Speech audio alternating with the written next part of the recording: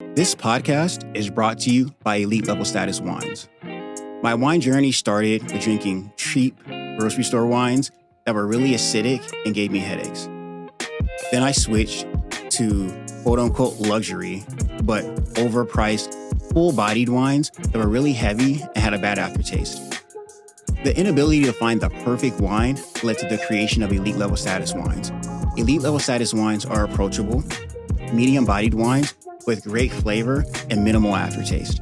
And with me being a health-conscious person, I wanted to create a wine that was lower in sugar and lower in calories than the full-bodied mass-produced wines that we always see. We currently have two wines. First is our Cabernet. It has notes of blackberry, cinnamon, plum, nutmeg, and French vanilla. Then we also have our Rosé wine. Our Rosé is going to be a flat, dry, pink rosé with subtle strawberry and raspberry flavors. Both wines are medium-bodied wines with less sugar and less calories, and they're both available on my website, elsfinewine.com. Check them out, and I hope you love it. Thanks for clicking the link and checking out the Elite Level Status podcast. Since you're here, I have a special offer just for you. It's 15% off either of my wines. So click the link below and check them out, and I hope you enjoy the podcast. Elite Level Status podcast, we're back again. Today is all about dating, but also dating when you have a child. So I have a special guest. Her name is Jessica. Jessica, thanks for coming in. Thank you for having me. Awesome. So first of all, give us your background. Like, where and how did you grow up? I grew up in California with my mom, a single mother. So she was raising four of us. Okay. I feel like I had a pretty good upbringing for the most part. Uh-huh. So, no bad stories to tell there. Okay. And then at what point did you move to Las Vegas? Middle of high school for me. Okay. What high school did you go to? Cimarron. Mm-hmm. Wait, I did too. Yeah. So you went to high school. Did you like go to college at all or any of that? Or I went to community college. Okay. I went to CSN for, I want to say 2 semesters. Okay. And then, met my son's father, fell in love. Okay.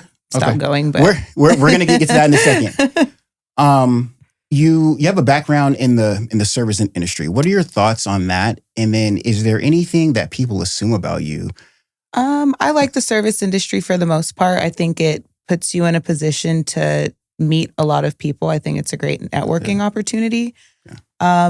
I feel like because I'm not so heavy in the nightlife, like the nightclub thing, I don't think I have too many bad assumptions around my name. Yeah. So I'm thankful for that. Normally you'll hear stuff about you through the grapevine, but I haven't heard anything that I'm not proud of. Was that an adjustment for you, like not being into nightlife really in your personal life, but then working in the industry? No, not really, because I feel like where I do work, it's completely different from the nightlife. Like I work at lounges, high-end restaurants, so it's a more of nice a balance. Upscale vibe, but not like a rowdy crazy. Yeah, exactly. Okay. Are there any lessons that the service industry has taught you that you couldn't have learned without working in the service industry? I don't think so. I feel like it's pretty straight and narrow with the service industry. Like you kind of learn how to talk to people and like get more comfortable with, being social. Yeah. I used to be a little shy and socially awkward. So I feel like maybe if I didn't break into it, I'd probably still be that way. How long was that like a quick adjustment for you? Like how long did it take you to get comfortable having to talk to people? Well, my first bartending gig was at Toca's. So I kind of had to learn pretty quick to adjust to talking to people because that's like a huge part of your job when you're a bartender is conversations. You're basically a therapist for some of these people. Yeah. So I adjusted pretty quickly, surprisingly. What are your thoughts on the current dating market? I think the dating market right now is a little tainted. Okay, explain. I think there's a lot of outside things that kind of mess with, when you are trying to date somebody or get to know somebody. I feel like this whole talking stage and people are still like talking to other people when that's kind of not what dating's about. If you're dating somebody, you're kind of staying true to that one person. You're getting to know them. So I feel like modern dating now, it's like you're talking to 5 different people at once and maybe one of them works out and then you end up in a relationship. But I'm not a fan of the dating pull right now. Is there, because people are trying to limit risk Mm-hmm. and avoid being embarrassed. Mm-hmm. And I feel like in order to do that, like you said, I totally agree. In the talking stage, Mm-hmm. it's like you can't avoid that, but that's one of the most dangerous parts because you're setting the foundation of what could be a more serious relationship. Yeah. So how does a man gain your trust during the talking stage? Is there anything specifically he can do to get you to give him the benefit of the doubt? I want to say just like constant reassurance and maybe not being too friendly. I think that's another problem. We have social media that's heavily involved right now too, which I think makes dating a little difficult. So I just feel like as long as you're honest, I'm very big on honesty. I know loyalty is kind of hard to give. So as long as you're honest with me, that's how you get me to trust you. But that's also hard because you don't know if people are being honest either. But okay, now I love your answer. So honesty is important. Mm-hmm. What if there's a man you're attracted to and he straight up tells you, I'm into you, but I'm talking to 2 other girls right now? I probably would remove myself. Okay. Yeah. Okay. So, and that's fine. Yeah. But do you understand how men may not always want to tell the truth up front? Absolutely. Because of that right there, right? Yeah. So I think that people, and I'm only going to speak from a male point of view, right? But if there's a woman that you like we said, in the talking stage, we're trying to talk to multiple people to see who's serious, who's not, whatever the situation is. If a guy sees you and he's into you, but he's talking to someone else, it could be to his detriment to tell the truth up front and be like, yeah, I'm talking to other people, because someone say, okay, if you're already talking to someone else, I'm not into it, I'm going to remove myself, right? So do you think that may limit your ability to meet someone? Or are you expecting to, as you go forward, as you meet men, they can't be talking to anyone else while they talk to you as you guys get to know each other? So let me rephrase that. Okay. If you're honest with me about it up front, you're giving me the opportunity to decide, do I want to still pursue this, right? The problem is people kind of wait until you're a little already far in to be like, oh, I'm talking to 2 other people. Then I'm like, okay, well. So I feel like as long as it's like an upfront thing, because 9 times out of 10 when you go on a date, that is a question that comes up. Are you talking to anybody else? Are you seeing anybody else? For sure. Naturally, most people would probably be like, no, you're the only one. That's the opportunity for me to be honest and be like, hey, I actually have been seeing a couple of people just to kind of, fill out what I want out of life. That's where I would expect it to be said. If you hold on to it and tell me later, then I'm just going to be like, all right, bye. Yeah. And I think you just gave some A+ advice right there. Because if you get caught, I feel like not telling the entire truth can be considered lying. And I feel like if you get caught during the talking stage, now the whole foundation of a potential relationship is basically ruined, because it's like, okay, you're lying to me now, like this is who you are, we can't go in any further. So I do think it's great advice to give people the option, tell the truth, and then let them decide whether this is something that they want to pursue or not. In your personal opinion, can you ever see a world where there's a man that's so great where he tells you, hey, yeah, I'm talking to another woman right now, I'm talking to you, and you still talk to him? I mean, in a perfect world, I don't know if that exists so much. Okay. But, in a perfect world, I would like to believe there's a few out there who are honest about what they're doing. What, other than honesty, is there anything else that stands out that a man can do in order to make sure that he proves to you that he's serious? Just being respectful, showing that you respect me. Okay. My 2 big things are honesty and respect. Okay. Those are kind of the deal breakers for me. If you don't have those, I'm out of there. Okay. I love that. Some people say that relationships are hard and they require sacrifice. Do you believe that? Or do you think when you found the right person, it should be smooth and it should feel easy? I feel like nothing is smooth. I feel like there is some sacrifice involved, but it shouldn't be anything that's too heavy or great. I don't think the sacrifices need to be big, but I do think that they exist. Okay. Love that. What about traits in a man? Like, kind of describe your ideal man. Like, how tall is he? How much money does it make? Mm-hmm. Does that not matter? Is there, like, when you're thinking about, okay, this is the kind of guy that I want to meet, Mm-hmm. what are the things that come to mind for you? First thing is mentally stable. Okay. Mentally stable. Okay. Supportive.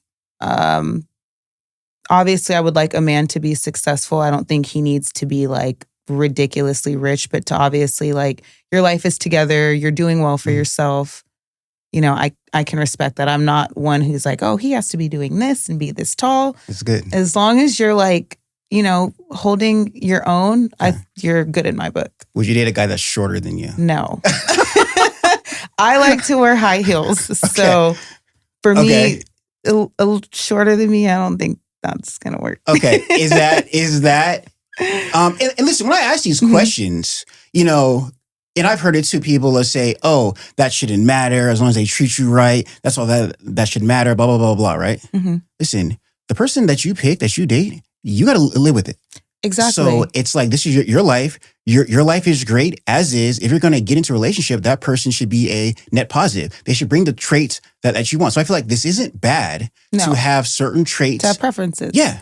And then for my thing too, it's say like a man is lacking something, right? That's where insecurities come in. And then maybe they stop being so nice because he knows that you're taller than him, or he knows that you might be the better looking one in the relationship. So I feel like when you start diminishing like the boxes you want to check off, you breed ground for insecurity for sure. Okay. That goes for men and women. I mean, that is A+ advice. I definitely agree. Is there anything else? Like, what if he makes less money than you? Would you ever? What if he was tall? What if he was funny, honest, and very respectful, but he makes less money than you?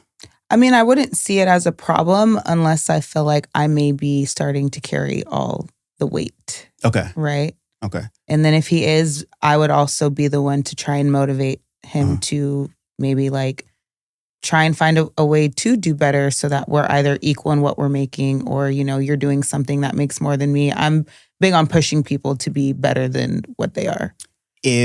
So is it fair to say that a man that's aspirational is something that's important to you? Yes. Okay.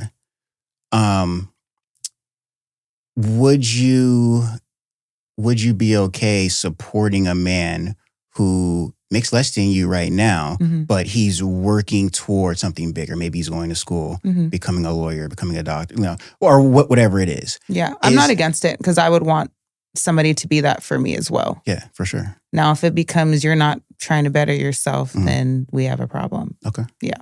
Love that. Okay, so I kind of want to take a different direction now. So you have a child. So how does having a child change the way that you approach dating? I'm a little bit more open-minded now because, you know, I have a kid. So like before I had a kid, I'm like, I'm not dating anybody with kids. Okay. Which is fair. Right. Right. So now that I have a kid, I'm a little bit more open-minded, but I'm also extremely cautious when I'm dating because, you know, you start bringing people around your kid, then they're seeing their character traits, and maybe it's not like the best example of what you want your kid seeing. So I think it just makes me a little bit more cautious than anything. Are there any traits in a man that he needs to show because you have a child that you wouldn't care about if you didn't have a child? Or are they pretty much the same? They're pretty much the same, yeah. Okay. Do you think dating becomes harder when you have a child, or does it make you more selective, like in a good way? I think it's 50-50. Okay. I think it does make things a little difficult because, like I said, same thing, you run into people who you might really like and they don't have a kid and you have a kid. So there's that. And then selective in a sense of you want to bring a man into this kid's life possibly who's a great role model. Like somebody that you wouldn't mind them looking up to. You know, I have a son. So if I bring a man into my life, I would want it to be somebody that my son would look at and be like, okay, like he's a good guy. Like I like him. Maybe I want to be like him. I don't ever want him to be like anybody other than his dad. Yeah. But that's just what goes through my mind is like, what is my son going to see as an example of who I'm choosing to let love me and him? Okay, this is a great point, and I haven't really considered that. So what what can a man do like during the talking phase to like show that he's a good example for a child? Are there certain traits that you're looking for? Like maybe something that you've seen in the past where like, okay, I knew this guy would be a good example for my son because he did this and this. Mainly just like how they carry themselves through life. Like, are you respected? Do people like you? Are you respectful to people? It's like more character based. Okay. Like I just want my son to look at somebody and be like, wow, they're like a really great person. Yeah. Yeah. Yeah. Okay. What is something that someone should understand before dating someone that has a child? The kid comes first always. Okay. Okay. Always and forever. Yeah. Yeah. Sometimes people are rubbed the wrong way if you cancel, if you set up plans and you cancel. I don't have any kids. I can only imagine. Kids are only so predictable. Exactly. Things can come up out of nowhere. Your kid's sick. Your kid wants to go play with their friends. Who knows what, right? Yeah. How do you communicate to a potential partner that your kid comes first, especially when they may not have kids? Is it just a blunt conversation like, hey, like we're talking, obviously you're not going to come in like before my kid, or is there like a more nuanced way to explain that to someone else? For me, it's pretty blunt just because I'm sure if they had a kid, they would think the same exact way. So I would hope most people are understanding. Like, think if you were the parent, how would you want me to feel about your kid coming first? So I'm just very straightforward with it. Like, my son comes first always. Yeah. Anything happens, I'm going to run to him versus sitting here with you. So, and that makes total sense. Would you prefer that a man you're talking to has kids too? Not necessarily, just because, you got crazy baby mamas out there. You have some like situations where like they're not fully like not dealing with the other parent. Like my situation, I think it's very unique when like the mom and the dad are separated and there's just like no dealings with each other. We live in a world where like men and women will say they're not with the other parent, but they're still dabbling. And then you have like the women who get jealous. And I almost prefer a man to not have a kid. If really? That sounds a little selfish, but it has nothing to do with like the kid. It has more so to do with like the kid's mother. Okay, let's stay here for a second because this is interesting. What I thought you were going to say is like, yeah, of course I want him to have. He knows what I'm going through. It's a perfect match. We can all have a family. Our kids can play with each other, and we can all be a family. Which I am open to it, but I have to know how the mother of the child is first. Okay, yeah, it gets tricky.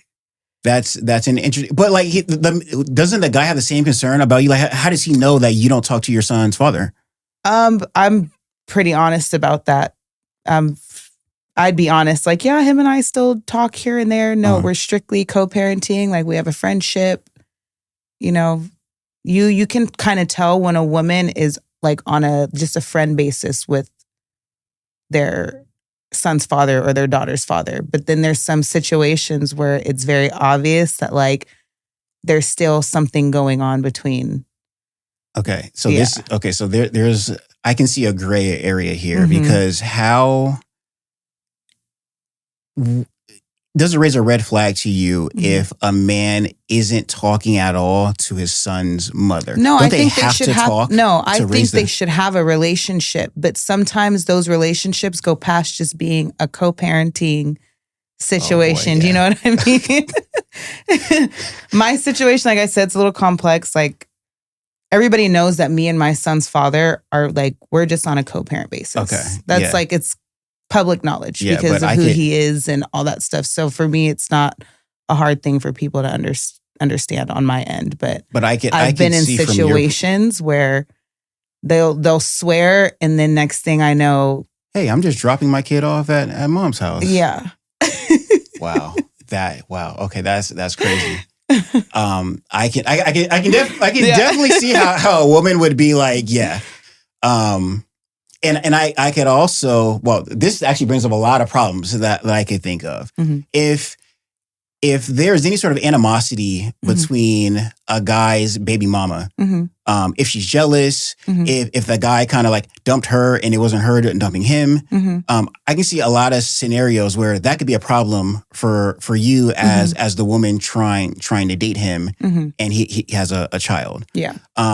For the women watching this who may be in this situation, can you offer them any advice? How do you protect yourself against a guy you're attracted to, but he may have a crazy or a jealous or a vindictive baby mama? Is there anything you can do, or is it best to just leave? I think if there's anything you can do, if you want to stay in the situation, like as much as you may want to be in this child's life, sometimes that's the trigger for the woman is their kid is around you. Right? Like that makes them feel some jealousy. Yeah. What if you cook better than her? Yeah. What if the kid comes home and says, "Hey, Daddy's new girlfriend cooks way better than you"? Exactly. Yeah, that's a problem. It can be a problem. Wow. So in that case, if you do want to stay involved, maybe just be like, "Hey, listen, I really do like you. I love your kid, but if me being around the kid is going to cause some drama, maybe, we hang out when the kid's not around."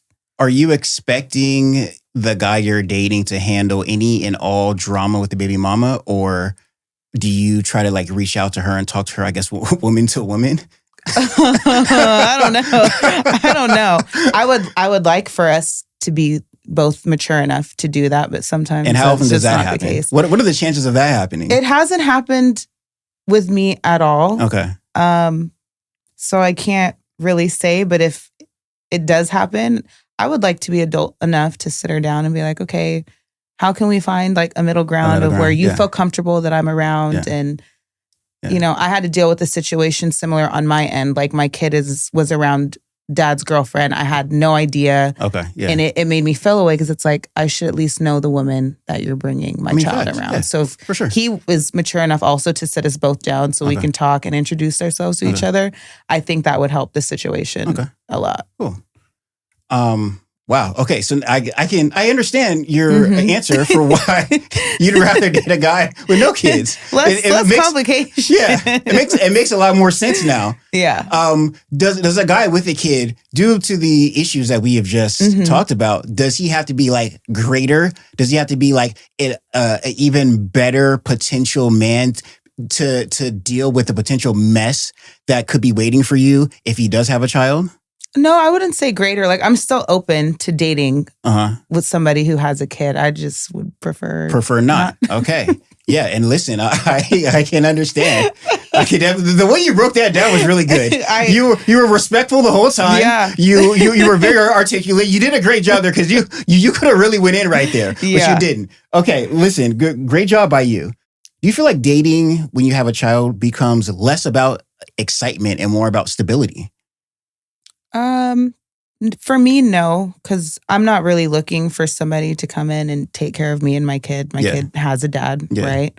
I think stability across the board is just something we look for in a man, but it doesn't become the sole focus. Yeah.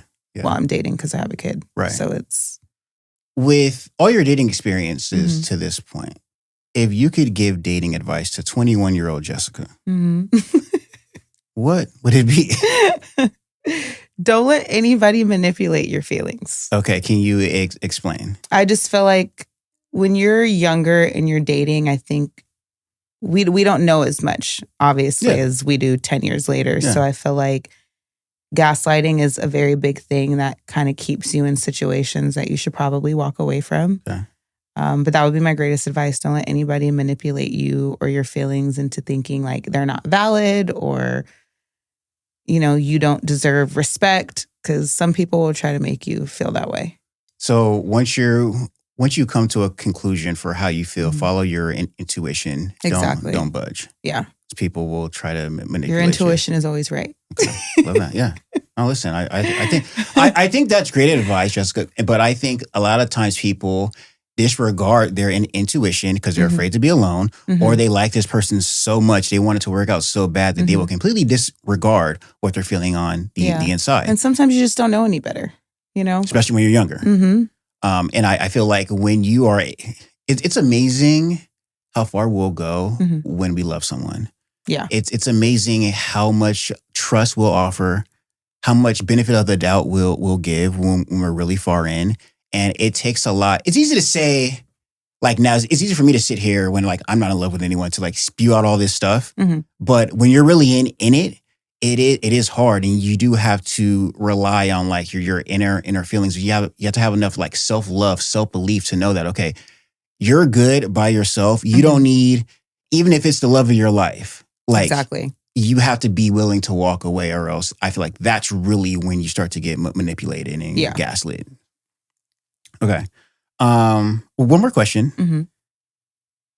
And I want you to think of this in terms of your ideal man. Okay. What makes a man irreplaceable to you? That's a really good question. Because I'm like, are you irreplaceable? No, just kidding. Somebody who just takes care of like my feelings and my well-being. Like, no matter what, you're making sure I'm good and vice versa. Okay. I think that's the best way to not be replaced, is just being very considerate. How is a man? Men aren't the best communicators at all times. How does he find out how you're feeling? And then how should he go about making sure you feel good? Is it asking questions? Is it trying to observe? I know like sometimes women don't want to have to ask and for stuff. So how do you prefer your man check in on you? By observing. Most times I'll vocalize things myself. Okay. So you don't really have to do too much digging on if something is wrong. I'm going to tell you right then and there. Yeah. Even if like it has nothing to do with you. Like maybe I had a bad day at work and I'm just venting. Like I feel like as long as you're paying attention in the conversation, you should be able to comfort me on a bad day. Yeah. Whether you're responsible for it or somebody outside of our relationship is responsible for it. I think observing and just asking questions. If, your woman isn't vocal about how she's feeling. Yeah. For me, I'm vocal. So you don't have to sit and wonder. I'm going to tell you what's wrong. I love it. Okay. Listen, you gave a lot of smart, really good answers. I think you helped a lot of men watching this today. If there is a guy that's watching, preferably that doesn't have any kids, and he wants to talk to you, wants to meet you, can you give him your social media so they can, maybe DM you, maybe reach out? My Instagram is Best in the West, Jess. I don't give out my numbers. So social media is your best bet. Unless... Hold on, wait. You're not talking. Are you talking to anyone right now? I am. Okay, I am. But you're talking, right? We're talking. Yeah, and so like there's room. Maybe maybe I don't know. I'm not really into. That's why I say like the talking stage is very tricky because most women, when we're in the talking stage, we're in the talking stage with just you. Yeah, we're not really exploring our options. Like, yes, I get it. We're single, but I'm like very old school with dating. And I feel like that's where things have kind of gotten lost is when you're like getting to know somebody, it should be that person. Listen, and if you feel like it's not working, I feel like there's a lot of people that, you go explore your options. You know what? I wish everyone thought like us. Me too. But yeah, hey, we can't change people. We just got to do the best we can. Exactly. So okay, cool. I love that. I'll make sure I have your IG tagged when I post this. Anything else you want to say? Any other words of advice? No, I think your questions were great. All right. Hey, thank you. Thank you. All right, cool. Hey, I appreciate you coming in. Thank you for having me. The pleasure is all mine. Elite Level Status Podcast. I'm your host, Will Scott. We'll see you guys next time.